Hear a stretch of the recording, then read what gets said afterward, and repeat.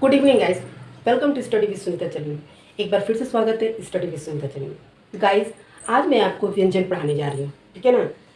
तो सबसे पहले हम समझते हैं व्यंजन की परिभाषा क्या होती है, व्यंजन किसे कहते हैं। तो ठीक है, तो सबसे पहले व्यंजन की परिभाषा देखते हैं। स्वर की सहायता से, ठीक है, स्वर की सहायता से उच्चारित उच्चारित करने वाला उच्चारित करने वाले वर्ण को व्यंजन कहते हैं।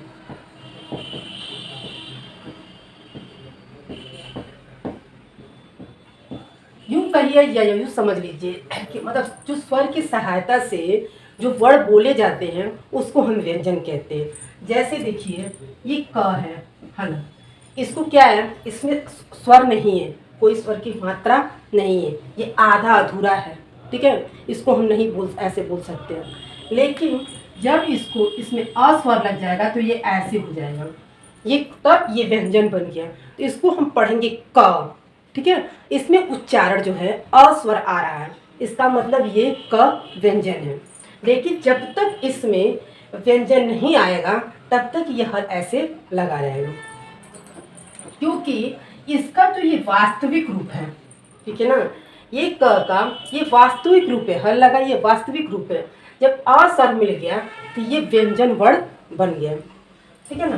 अब आपका आता है कि इस तरीके से भी कुछ एग्जाम में क्वेश्चन पूछता है कि मूल व्यंजन कितने होते हैं।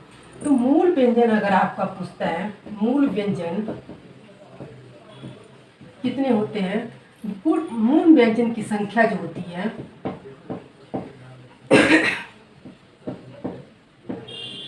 33 होती है, ठीक है। जो मूल व्यंजन की संख्या मतलब जो मूल है, जो जन्म से वही व्यंजन है, उस तरह से कोई इसमें परिवर्तन नहीं है, वो क से ह तक है, ठीक है। क से ह तक ये मूल व्यंजन की संख्या है। लेकिन कुल व्यंजनों की संख्या अगर पूछी जाती है और बोली जाएगी तो कुल व्यंजनों की संख्या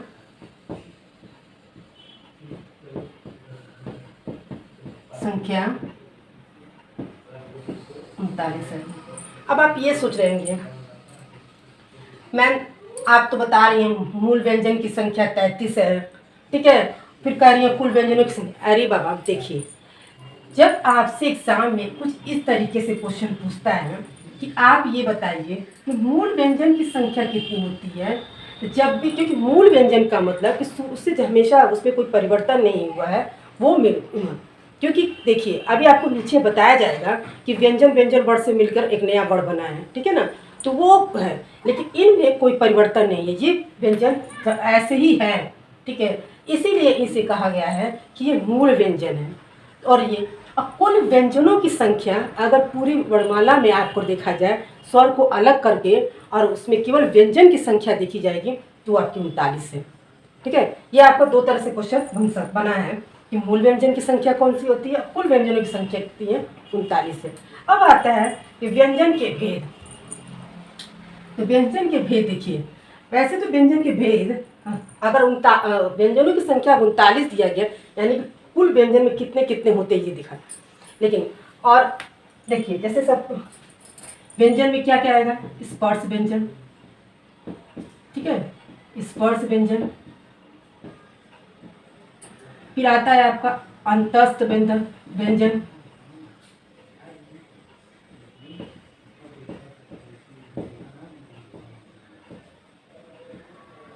अंतस्थ व्यंजन। फिर आता है ऊष्म व्यंजन, ऊष्म व्यंजन। फिर आएगा संयुक्त व्यंजन,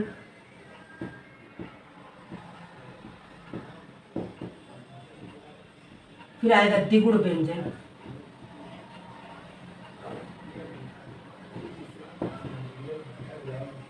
द्विगुण व्यंजन। स्पर्श व्यंजन में वर्णों की संख्या कितनी होती है, 25।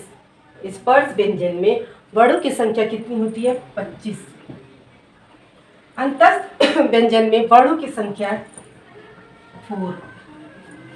उस व्यंजन में वर्णों की संख्या 4। संयुक्त व्यंजन में 4 और द्विगुण व्यंजन में 2। ये आपका व्यंजनों की संख्या का योग, ठीक है। जैसे आपसे इस तरह से भी क्वेश्चन पूछ सकता है कि स्पर्श व्यंजन में वर्णों की संख्या कितनी होती है, तो 25, ठीक है। अंतस्थ व्यंजन में 4, ऊष्म व्यंजन में 4, संयुक्त व्यंजन में 4 और द्विगुण व्यंजन में 2। ये आपका व्यंजनों की संख्या है। लेकिन इसको देखिए स्पर्श व्यंजन को ही, अब पहले समझते हैं स्पर्श व्यंजन को।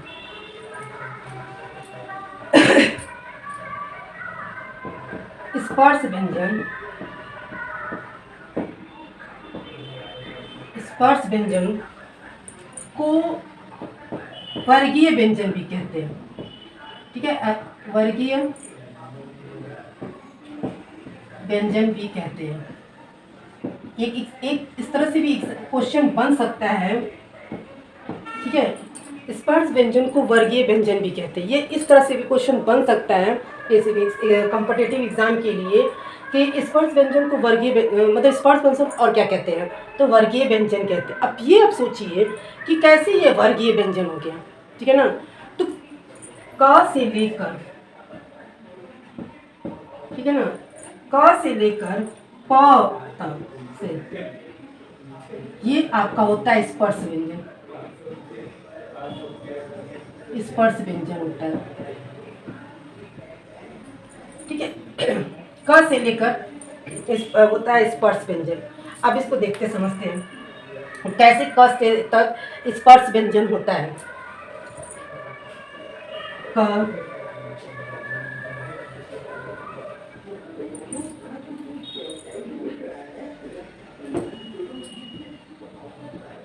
क, ख, अंग, ठीक है। च, छ, च, छ, इया, ठीक है। ट, ठ, ड, ढ, अड़,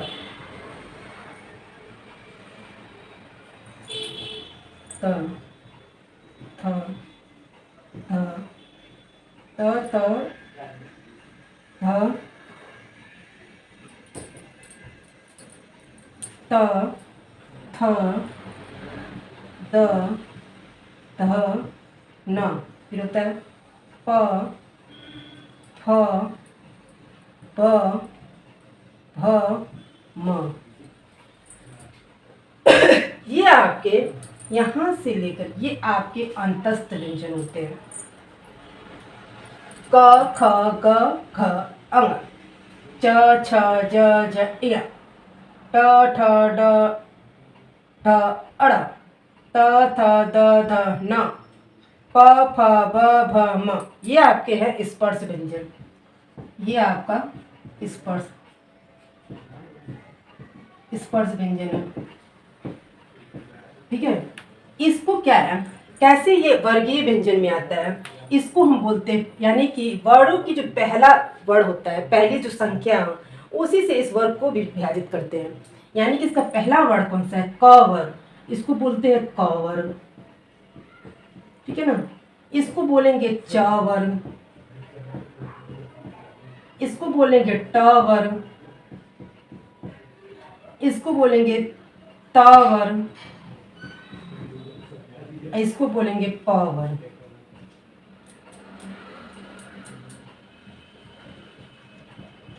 ठीक है। यही आपका है, ये वर्गों में विभाजित है, ठीक है। एक वर्ग में, ठीक है, 5 वर्ण हैं। कितने हैं, 5 वर्ण हैं। लेकिन इधर से जो पहला वर्ण है उसी से इसकी वर्ग की विभाजित किया गया है। यानी कि इसका पहला वर्ण क है तो इसको क वर्ग, ये च है तो च वर्ग, ये ट है तो ट वर्ग, ये त है तो त वर्ग, ये प है तो प वर्ग। ये इस तरह से इसको विभाजित किया गया। लेकिन इस तरह से हम पढ़ेंगे तो इसको प्रथम वर्ण की संख्या बोली जाएगी, ठीक है ना। ये प्रथम वर्ण की, यहाँ से लेकर इस लाइन को ये प्रथम वर्ण, ठीक है। ये प्रथम, ये द्वितीय, ये तृतीय, ये चतुर्थ, ये पंचम। यानी कि जब वर्णों की बोली जाएगी कि वर्णों की किस तरह से वर्ण, तो ये प्रथम वर्ण की संख्या हो जाएगी, ठीक है। ये द्वितीय वर्ण की संख्या, ये तृतीय वर्ण की संख्या, ये चतुर्थ वर्ण की संख्या, ये पंचम वर्ण की संख्या। इसी को पंचमाक्षर कहा जाता है, लेकिन अभी आगे आपको बताया जाएगा, ठीक है ना। लेकिन जब वर्गीय रूप में कहा जाएगा तो ये वर्गीय रूप में क वर्ग, च वर्ग, ट वर्ग, त वर्ग, प वर्ग। अब वर्णों के रूप में कहा जाएगा तो प्रथम वर्ण, द्वितीय वर्ण, तृतीय वर्ण, चतुर्वर्ण, पंचम वर्ण, ये आपके स्पर्श व्यंजन विस्तार से। इसीलिए इसको वर्गीय व्यंजन कहा जाता है, क्योंकि इसको वर्गों में 5 वर्गों में इसको विभाजित किया गया है, ठीक है ना, यही हो। और स्पर्श व्यंजन की संख्या कितनी है आपकी 25। तो आपको समझ में आया क्या क्या होगा कि स्पर्श व्यंजन क्या होता है। बहुत आसान है। स्पर्श व्यंजन को वर्गीय व्यंजन भी कहते हैं, ये ठीक है। उसके बाद है कि इसको वर्गीय व्यंजन क्यों कहते हैं, तो क्योंकि वर्णों की जो पहली ठीक है संख्या पे, पहले जग स्थान पे जो वर्ण है उसी पे आधारित वर्गों की संख्या की गई है, सॉरी वर्ग किया गया है। जो वर्ण पहले है नंबर, यानी क है तो क वर्ग, च है तो च, ट है तो ट, त है तो त, प है तो प, ये वर्ग है। और इसी तरह से इसको वर्ण की संख्या में किया गया। ये प्रथम, ये द्वितीय, ये तृतीय, ये चतुर्थ, ये पंचम, ये आपका था स्पर्श व्यंजन।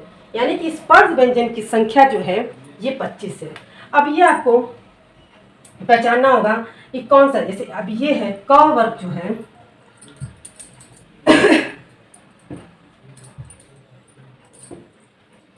क वर्ग जो है वो तालु से बोला जाता है, ठीक है। च वर्ग है मूर्धा से, ठीक है। ट वर्ग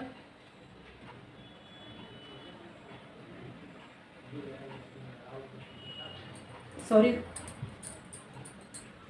ये देखिए क वर्ग जो है,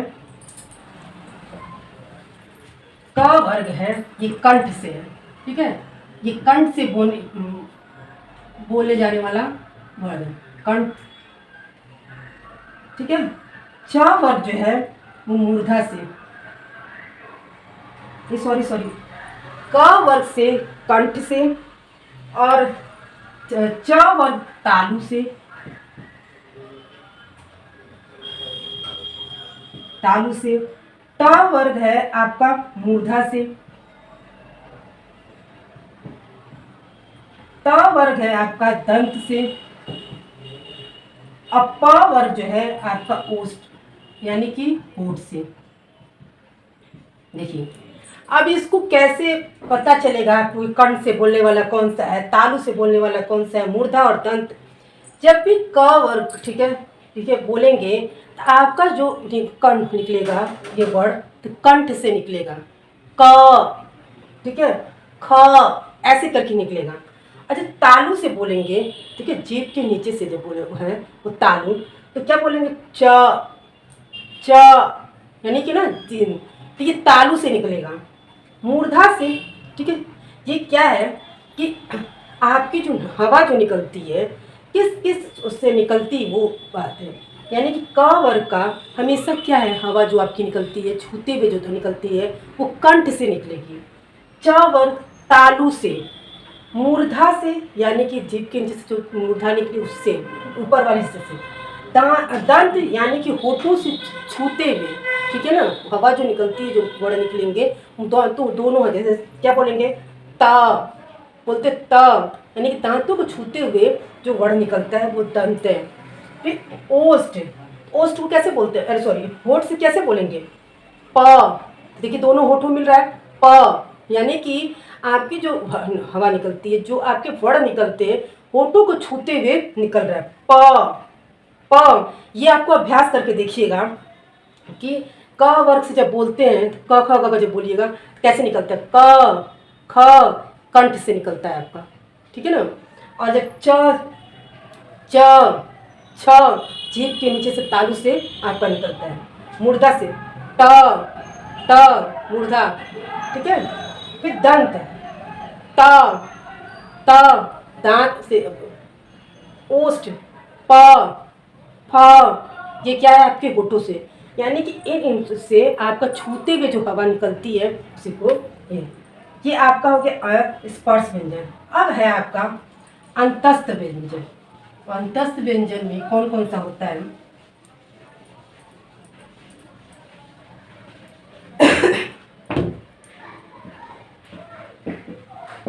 अंतस्थ व्यंजन,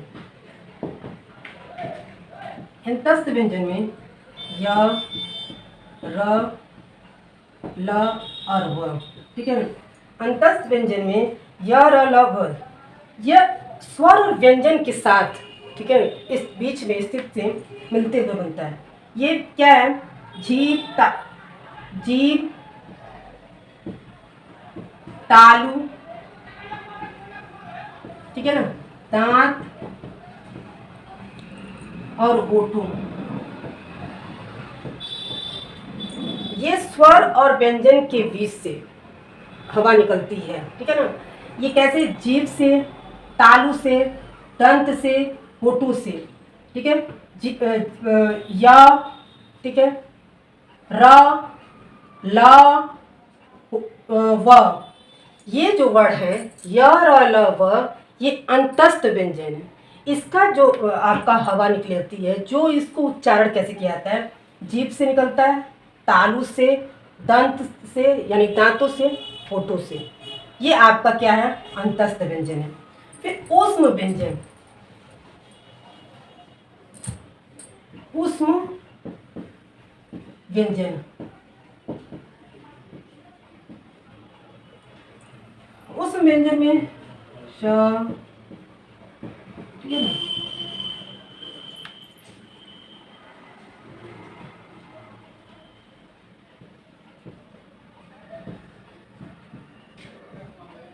ये है आपका ऊष्म व्यंजन, ठीक है।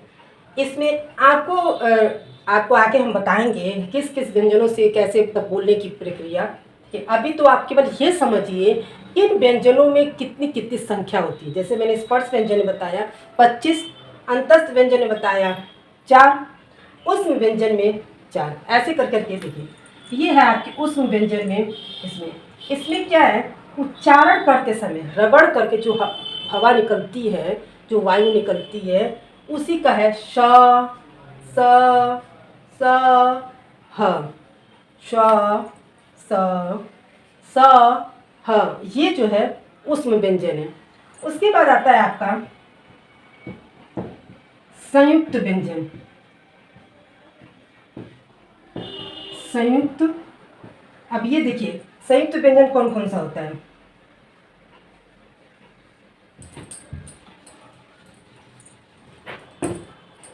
संयुक्त व्यंजन, ठीक है।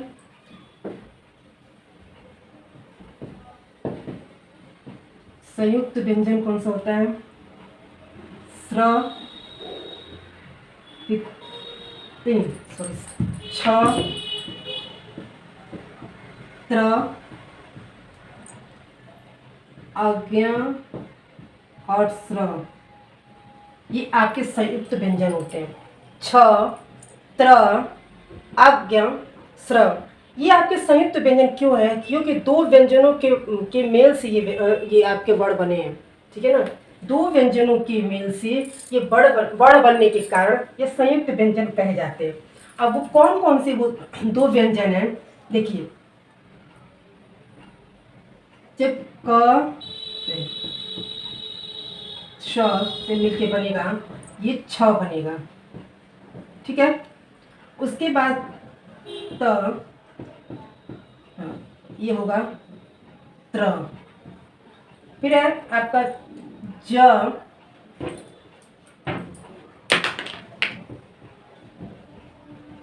तो होगा आपका अज्ञ।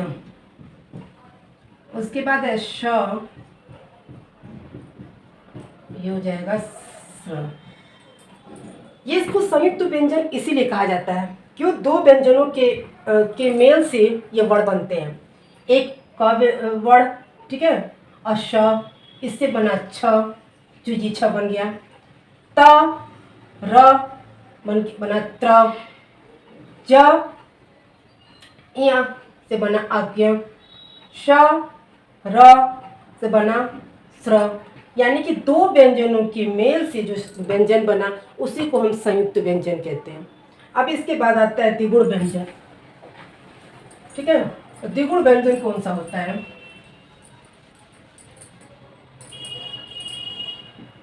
द्विगुण व्यंजन